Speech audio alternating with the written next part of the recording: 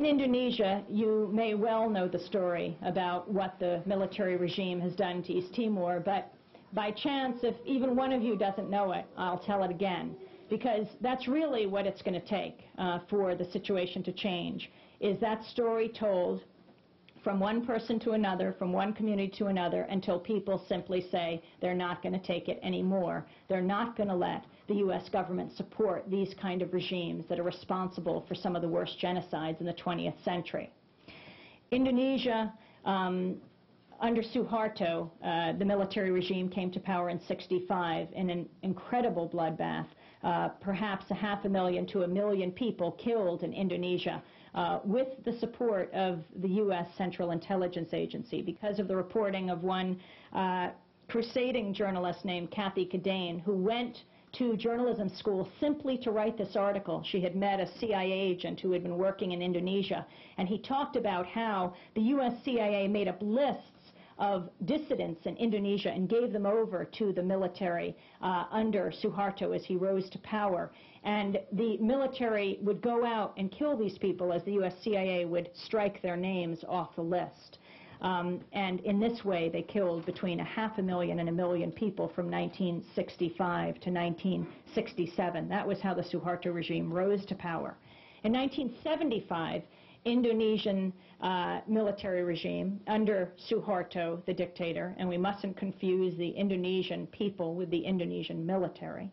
The Indonesian military invaded East Timor. East Timor is a small country about 300 miles north of Australia. It had been occupied by Portugal for more than 400 years. Portugal went through a democratic revolution in 1974. It was disbanding its empire in Africa as well as East Timor. And East Timor was going through a decolonization process. At the end of November 1975, they declared independence.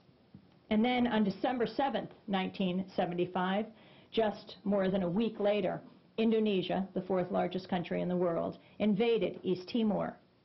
But they didn't invade before Suharto sat down with then U.S. President Gerald Ford and Secretary of State Henry Kissinger, who had come to visit Suharto, and got the go-ahead for that invasion. Suharto was concerned that if he launched this clearly offensive invasion, that the U.S. would cut off military sales to Indonesia, because we have a bilateral agreement with Indonesia that their weapons that they use will not be used for offensive purposes. But once assured that that would not happen, Indonesia invaded by land, by air, by sea, East Timor.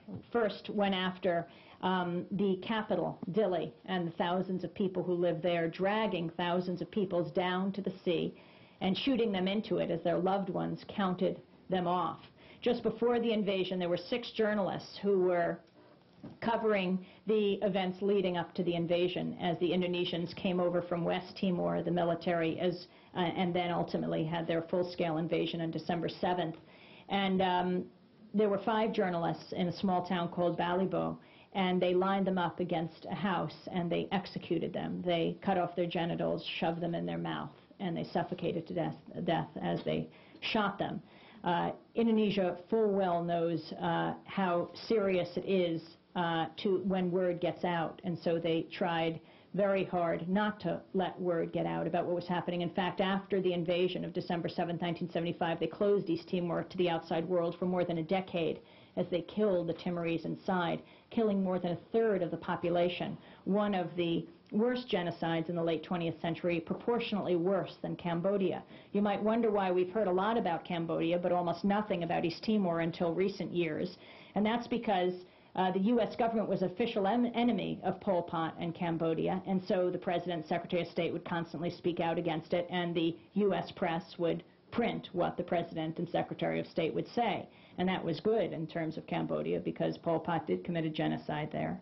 But in the case of Indonesia, Indonesia was an official ally of the United States, and so Ford and then Carter, Reagan, Bush, and then Clinton are not going to speak about the atrocities that Indonesia has committed in East Timor. And because they didn't, and because the U.S. corporate media rarely diverges from the Washington agenda, the U.S. media hardly covered it at all.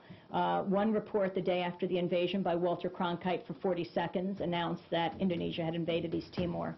And then in the corporate press and the broadcast networks, NBC, ABC, CBS, even PBS, there was not a mention of East Timor for the next 17 years.